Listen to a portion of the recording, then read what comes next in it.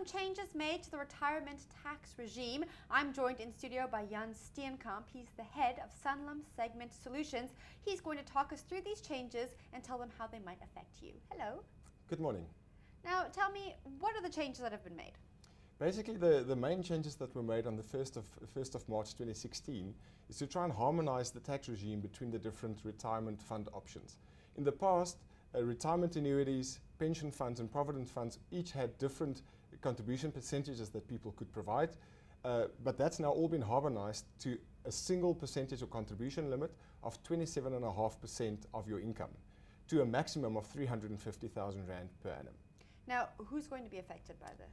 Look, I think first of all we need to say that I believe that very, very few people will actually be negatively affected by it. Firstly, people high net worth, high income earners earning more than 1.3 million Rand per annum and who wants to contribute at the 27.5% maximum threshold will be affected, since they will exceed the 350,000 Rand per year contribution limit. Now, first of all, I don't think that those people have a lot to complain about because they're very privileged in any case. Yeah. And our research should suggest that it's only about 1% of the population that earns those kinds of income. Theoretically, employed individuals who used to contribute the maximum towards their retirement fund, the employer retirement fund, and who also contributed to a retirement annuity in their own personal capacity may also be affected, because they in essence would have contributed more than the 27.5% contribution limit that's now in play. But I think realistically, the middle income customer who can afford to save almost a third of his income for retirement, I think is hard to find. So I think practically very few of those people will be negatively affected. Now, who's going to benefit from this? Look, I think in the past, self-employed professionals or business owners who did not have a retirement, an employer fund to contribute to, the only option they had was to invest or to save in a retirement annuity. And the contribution threshold or limit for retirement annuities used to be 15% of income.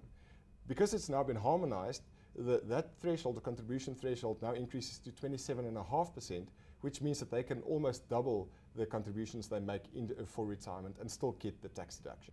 Now, what else is included in the 27.5% or 350,000 per year retirement fund contribution limit, and how is this going to affect the amount that's actually invested? Look, the one thing that's also included in the contribution threshold is all contributions towards risk benefits, if those risk benefits is part of the pension fund that you're contributing to. Now, risk benefits includes sickness or life cover or income protection type policies, which protects you in the case of any harm to your life or if you become sick or disabled.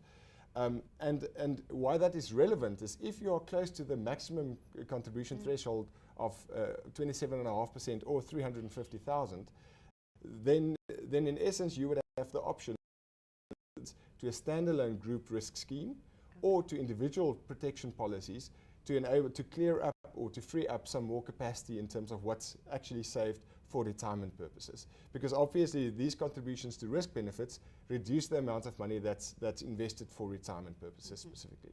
Now, I have a question for you. If my current contribution is meeting that threshold, which it's not, but if it was, what would my options be? I think the first and primary option would be to take out a tax-free savings account.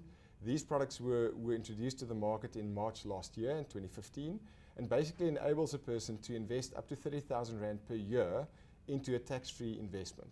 Now, the tax-free investment is good because all the contributions into this product and the growth on those investments is tax-free, which makes it similar from a tax efficiency perspective to a retirement fund, which I think is therefore the first thing you should do.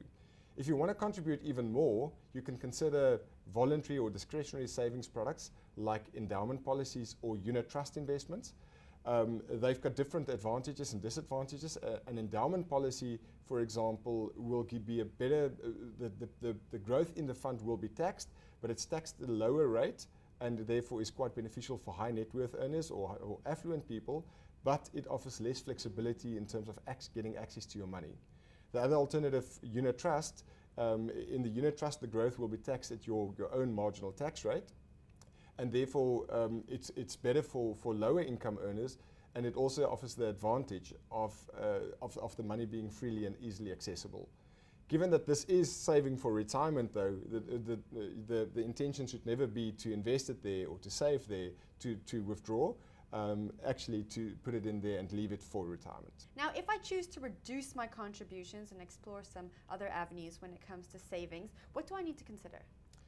Look, first of all, like I've just said, the tax efficiency of saving or investing in a different vehicle than a retirement fund will not give you the same returns, because the proceeds or the growth in those policies will be lower because of the higher tax regime that applies to them. So because of that, you will have to either increase your contributions into those compared to what you would have had to contribute in a retirement plan. And secondly, you would have to be very diligent in ensuring that you don't consume or don't use that money when times get tough, because the purpose of the money is to save for retirement. But there are a multitude of factors to consider and to take into account when you work out these scenarios. And I would therefore rather suggest that people speak to a certified financial planner or financial advisor to help them reassess their retirement plan and financial plan to ensure that it's still on track to meeting their stated objectives after retirement. Good, we all finished. I think so.